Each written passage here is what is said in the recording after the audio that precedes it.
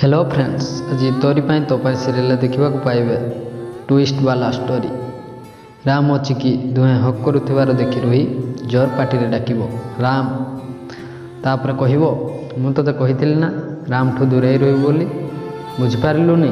तापर राम को कहब राम तुमको कही ना चिकी सांगे कथा हेनी बोली चल एठू चल।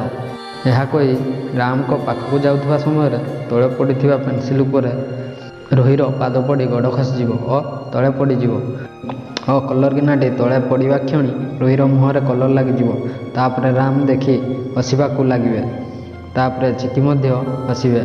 तापर रोही रागिकी उठी पड़ी कहती सटअप बहुत हस लगुच ना राम मते एमती अवस्था देखी मो उपर हसुछ। तापर राम कहे माँ कहती हसवा स्वास्थ्य पक्षे भल तो तुम्हें भी हस। तापर रागरे रोही चली जाती। तापर राम कहे सिया कुआडे जाऊछ। तापर चिकी कहे राम कौन है तुमर। तापर राम कहे मो मुंड जोर रे फुलाऊँ मत टे पानी दियो। तापर चिकी कहे तुम्हें ये थाओ मु पानी नहीं कि आसुची। हाँ दर्शक बंधु, आज यही धमाकेदार एपिसोड देखा भूलि राम और चिकी जोड़ी केमी लगुच कमेंट माध्यम जनईदेवे।